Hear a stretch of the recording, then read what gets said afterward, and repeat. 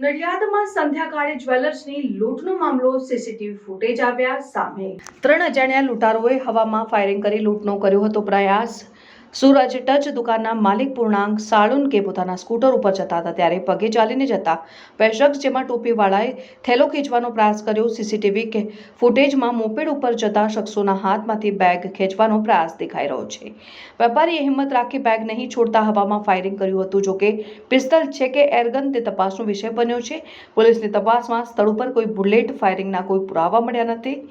પોલીસનું અનુમાન છે કે એરગનથી હવામાં ફાયરિંગ કરાવ સીસીટીવી ફૂટેજ મેળવી એફએસએલને બોલાવી કરવામાં આવી રહી છે તપાસ। રિપોર્ટર પ્રતિક ભટ્ટ, નડિયાદ।